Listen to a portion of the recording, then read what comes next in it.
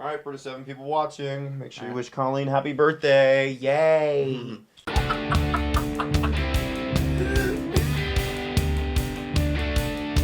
Are you not entertained? Are you not entertained? Is this not why you're here? Right here, we need you to hear. Criminy.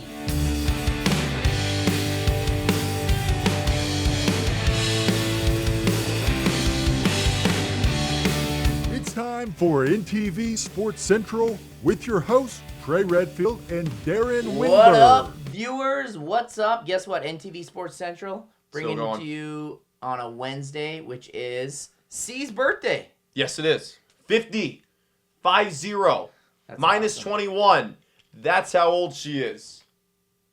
Yeah, there you go. 29. There you go. Yeah, boy. Smart dude. I'm a smart dude. Happy birthday, C. Lots of love. We're going to be filming this, and after we're going to munch on some goodies. So, Cake, yeah. donuts, popcorn. Giddy up. There is Captain Crunch in there, I think intended for the donuts. Oh, 100%. I will be eating the Captain Crunch just by itself. Yeah, well, there's nothing wrong with that. Nothing wrong with that at all. Welcome into the pod. Appreciate you staying tuned for these past 5-6 weeks, however it's been. However long it's been. We've enjoyed it, and hopefully you guys get some respite and enjoy a few laughs at us two yahoos doing some. I think that's the best part about it. Yeah. So like it's more so a comedic show Yeah. instead of us being like, oh, hey, this is a good baseball team. Watch out for these guys, eh? You know, they're going to come in throwing a 3-2 slider. Check swing. Umpire, did he go around? Yes, he did! Okay. All right, but real talk. College World Series wrapped up in It was Omaha, fun. and we tried to get Bill Steckis on. Unfortunately, schedules didn't time out, but feel free to go back to our NTV website, nebraska.tv, to find out any of the stories, great stories, and let's just start Texas A&M. Yeah. They Game 1 was... All games were good. yeah, they were good. They came out and really surprised Tennessee. Right. And jumped out to the 1-0 lead. It was the 1-0 lead early, and I think of the fact that they jumped out as early as they were, just 2 runs right off the top. It was intended to be an opener either way. Correct. But, you know, their main starter only had an inning, or only had a 1/3 of an inning pitched. Next, you know, AJ Causey gets thrown in out of nowhere. Shout out my guy AJ. Yep. Down with Commodore right there. He ended up going 3 2/3 a submariner. You don't really see that happen too often. They stayed in the game. Causey and Josh Stewart were huge in like putting the runs into a stalwart, which is basically what happened in that first game. A&M had a lot of momentum, but when that 7th inning showed up for Tennessee in the top half of Game 2, that's when everything made the switch. And 2 it runs. clicked. Yeah, it clicked. 2 runs in the top of the 7th. 2 runs in the top of the 8th. And the next thing you know, found a way to make it happen in Game 2. Game 3 happens in the Vols as well. Yeah, and let's just talk about the injuries that 2 lottery picks that they sustained before the College World Series, and then to go all the way around. Right. Just speaks of the volumes and the depth that they have.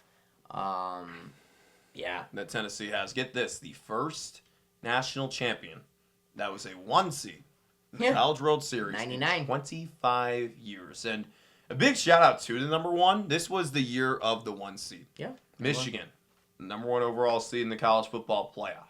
UConn. Winners. UConn, number 1 overall seed. When do you hear in college basketball, number 1 overall seed winning it all? Never. When do you hear a back-to-back champion since 2007? Not really ever either. Correct, yeah. I mean, maybe UCLA or Duke, I'm pretty sure. Natty champs. Tennessee, great program throughout the entire year. Has always been on the cusp the last few years.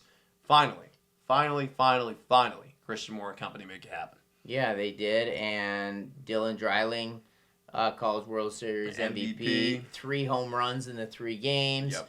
Paced their offense. And, yeah, just big shout-out to Tennessee. Congratulations to Coach Vitelli. Yes. And speaking of the other coach. Yeah. Jim Schnossnagel. Now let's give Let's there's a timeline. hype this up a little bit because it deserves it. Yes, Yeah. and there's a timeline. So they won Game 1. A&M did. A&M won Game 1. Correct. Head coach. Texas's job comes open. Right. Now, whether you want to talk schematics or not, or digging, They did that on purpose. They tried to steal thunder from Texas A&M, Yeah. which if you're a Longhorn fan, you love. Right. And honestly, if you're any other team in the country, you hate. And it's foreshadowing to what happened and what ends up being the end result, Correct. which is it works out in the Longhorns' favor. Tennessee wins game 2. Yeah. Tennessee wins game 3. There was a reporter after Tennessee wins it all that asks Schlossnagle about like, hey, Texas job opened up, all this. He's in the We're gonna reenact it. right in the A&M. So yeah. Hey, that's pretty. To be honest, that's pretty selfish of you. I don't know why you're ask asking that question. Yeah. Hey And- Trey, are you leaving? There's a job open there. Are you leaving? Yeah, And then- that's basically what it is. Yeah. It's like I give him my all to Texas A&M. He said I took moved this, my family for this, which this again, job. to be fair, he probably did. Yeah. And this, but he got selfish, and we're not. At the same time, though, he didn't really have to move that far because I think before that he was at TCU. Yes. And So- Fort Worth to College Station isn't that far. No, but it's to be fair, it's no one's. Like we ask the questions as journalists, but he can respond how he wants. He can I'm not respond a how he lawyer. wants. I don't play one on TV, but I'm a human. When someone asks a question, and I attack, Right. odds are I'm hiding something. Yeah. Fletch knows. If I fight Trey, if I'm like, "Ugh," Yeah. dude, what are you doing? Something's what are you wrong. doing? You're What- hiding exactly. something. It's like- and And next thing you know, that's what he did. Yeah. Less than 24 hours later, Yeah. he accepts the Texas job. And I will say, I will give Schlossnagle props because the opening press conference was today. yeah, He did end up apologizing to that reporter. did he? Good. Yes, he Good. did, and he said that in a part of his opening remarks. And I'm glad that apology happened because imagine if it didn't. Oh yeah. Like you just He would have been crushed. Right. He already was crushed, but it would have been snowball. Because he would have been known as like that guy. That's like we try to not make mistakes. Correct. As like journalists, because one falter can really ruin your career, and especially if you don't have like that national platform or anything like that. If you're just a local news guy like us, asking a question. like we could have one thing on social media go viral, and we're known as that person for. There's a presser, Matt Rule, and hey, Coach Rule, did you ever think about bringing in the backup quarterback? And he's like, no, what? That reporter would probably get crushed. Yes. And it could be a student journalist, it could be a paid. You don't know, and that's. It could be someone that got told to be asked that question by Yes, someone else. And so that's with the way pressers work, you kind of, I feel bad for certain reporters that don't really know, they're out of their element. Right, but you also got to know your stuff. And this guy knew his No, stuff. he did. too. The question was, and it was a fair question. Yeah. 100%. And so, but yeah, and I'm going to equate this. Maybe it's not apples to apples. Right. But Houston Astros, when they came out with the cheating scandal, everyone hated him. Dusty Baker, ex-national, love Dusty, Hall of Famer. He signed my glove. Really? Mm-hmm. That's awesome. He became the head coach for the Astros. All the vitriol and hate manager were hating on them. Right. He was the right man to lead them. Yeah. If he does not come out and apologize, that vitriol and hate for Texas is not just going to be Texas A&M. It's going to be every team in the SEC, and they would be going after him. So I think he did the right thing, the stand-up move of apologizing, and hopefully week 1 players aren't getting beaned. No. And our guy, our old AD, Trev Alberts, he's got his hands full. Yes, he does, and I bet he didn't really expect much of it. No. To come around. And that's what makes the Nebraska fans happy. It's like, oh, Trev Alberts gets to deal with this. Yay! So, it's. I remember he came out with a full statement, and and when Nebraska's trending on Twitter, it's probably something about Trev Alberts. Yeah, that's what it was today too. Everyone's talking about, look what Trev has to deal with. So either way, still a great end to a college baseball season. It's always a blessing that it gets to end in Nebraska. Everyone gets to come here despite it being Omaha and them being like 300 feet away from Iowa. It's still awesome to see everyone come together to watch the greatest show on dirt in our home. It so, is. And it happened at the perfect time because it ended because we had flooding. They closed Epperly Airport on Monday. That's right. I forgot about that. Yeah. But I want to put a bow. We talked about Trev. This might be a hot take, but again, I interacted with him and I actually really liked him.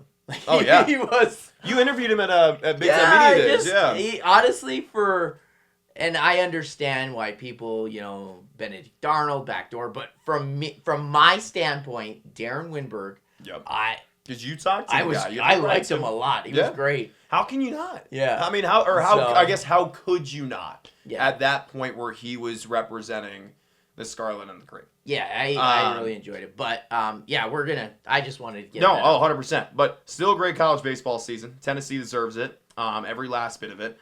And now we shifted towards some basketball. Hoops. Let's stay in Omaha. Let's talk Creighton. Baylor Scheierman has the opportunity. When this gets up, you make sure you tune in ASAP because we're going to have our predictions off the top. And it's going on in 4 minutes. It's going on in 4 minutes, so let's make this quick and simple. He's not going to be the first overall pick. No, he is not. But we both think he's going to go late, right? Correct, In the first round tonight. So Scheierman, obviously, Aurora native, played at South Dakota State, and then transferred to Creighton. Stud, wingman, 6'7", averaged 18.5. He shot nearly 40% from deep. And an Aurora Husky. Yeah, Aurora. Oh, you said that? Yeah. Okay. I led with that. That's right. My bad. Yeah, Aurora. I first thing I was like South Dakota State. Damn, I forgot about that. Yeah, no. Central Nebraska on display tonight. Yes. And I think he is going to. I'll give you two teams. Okay. 22. I believe is it Utah at 22? Phoenix. Pahonix, the Suns. Pahonix. They need some shooting in the desert and defense, and that's what he does because, well, they're blowing up that team. They're blowing up that team, especially with Kevin Durant looking to. Well, not him He's looking going to. bye-bye. There's a chance that KD is going to the Houston Rockets. Picks getting shifted left and right these past few days with the Nets, the Rockets, and the Knicks. Real quick, Knicks. wait before we Knicks, baby. Or should I say Villanova? Yeah, literally. Mikal Bridges now. A lot of people are saying the Celtics need to look out. That's a whole different story. Yeah. But we got to stay focused. Let's stay focused. All right, so Scheierman, I think, or 26, 27. There's Utah in there. Minnesota and Denver. I think those. Speaking of the Celtics, I won't be surprised if he falls to 30. At 30, okay. I won't be surprised if he falls to 30. I think that's his floor. So it's not like he's missing out in the first round. I think he's going in the first round tonight. And I wouldn't be opposed to the Celtics getting more size for a Celtics fan myself, and I think that's something that they need. Get a chance to have more shooters in there too, because you never know when Boston's going to go ice cold. Well, Boston is all about they shoot up 33s a game. Right. And basketball is different than football. You can be a contributor right away. Yeah. He doesn't need to sit and learn the game. Right. He's actually he's the oldest player in this draft at 23. 5 years in college basketball. That's unheard of nowadays because you're in the one and done, and it's like, I want to move on to the bigger, better thing. And that's what's happening. But for him, cerebral, he's smart, he knows what's going on, and he can go be a plug and play and jump right in right away. Yeah, that's why I think he'll probably go to Boston. Last year the Celtics got size and Jordan Walsh from Arkansas. I also think he could fit very well in the in Denver. Oh, Denver. Oh, yeah, 100%. They move the ball so well. Jamal Murray, Canadian. Yeah, Denver moves the ball great. They did the same thing at Creighton throughout the tournament. They were one of the more fun teams to watch because just the way they moved the basketball and the way Scheierman was able to finish those offensive possessions. Denver operates the same way. Myself, you, and Dave, we're all in agreement with this. Yeah. Like Scheierman would be the best fit, and more likely than not Denver. I think he would shine in Boston, though. And you can make the argument for bias, but it's like, nah, man. The way the Celtics are is that they shoot and they need size. Yeah. Why not get that in two guys as a 6'7" shooting guard, just like Jaylen Brown? I would have not trying to compare them, but it's just they're the same size, they're the same height, same size. And I would have said the Knicks had they not got Bridges yesterday because the Knicks don't have any scoring. No. Without Jalen Brunson, they don't have any. They scoring. don't have any scoring. So- They have great defense, but they don't have any scoring. So draft night, NBC or NTV rather. Yeah, on NTV. NTV, ABC on Wednesday, obviously, and then Thursday, second day, it'll be on ABC. So. ESPN. Oh yeah, ESPN at 3:00 actually, ironically. So, And that's when we will probably see Bronny James go. yeah, which he's That's a whole different can of corn. all right. 15 seconds. 15 seconds. Fran Fraschilla, obviously legendary coach, Yeah. college Hall of Famer, knows everything. He said it. He's like, no one is going to say this. None of our analysts at ESPN. Bronny James, right now, is not an NBA player. And he's right now, not. it's not. No. And I don't even know if he is 5 years from now. But you are going to be drafted, assuming if it's the Lakers that take him. Yeah. You're I believe it's learning. like 58 or something like that. 3 picks until the end. You're learning from one of the greatest minds. You're not going to be a distraction. You're not going to come in as a diva because you don't have that skill set. And basketball used to be 12 players. With the way contracts go with G League's two-way you can have up to 18 people. You could. So as my voice gets a little bit, Yeah. I'm saying not anyone can make the NBA, but it's The chances are much higher now of just how many people sign 10-day contracts Correct. in the two ways and stuff like that. Like, the G League is used more often. If that's the case, Bronny, I think it's going to take more time in the G League for him to, figure it out than it is like another season of college basketball. Because he was like hurt for a little while too. Like, let's wrap this up with just reminding you, this kid, because he's younger than me. Yeah. He's still 19 years old. This guy went into cardiac arrest around this time last year. The bigger thing is he is back and better than ever. Right. So either way, you hope for the best because he's a human at the end of the day. Yeah. And that's where we put a bow on it. No, we put a bow on this pod, but next week, I don't know what we're going to be doing because I'm gonna be 23 years old Yes. next time you see me on here. July 4th, baby. Come on. America, baby. So he is going to North Carolina. Yes. Have a few adult beverages, more or less, and party like it's 2001. Yes. 2001. Yeah. 2001, 9:13 a.m. Eastern time. Yeah. So that's when I was born, July 4th. Oh, happy birthday, brother. Love you. Well, so I don't know if you will be and what we'll be doing. I will be heading up to the motherland, Canada. My parents are up there and gonna go see them for a while. It is an 18-hour drive that I am not looking forward to. And you drive the entire 18, don't you? Yes. Oh, jeez. There's no easy way to get there. Yeah. No. So, but either way, we will keep finding you content. Again, thanks for tuning in. Yes, As always, we'll be back when we see you. Thanks for tuning in. Peace.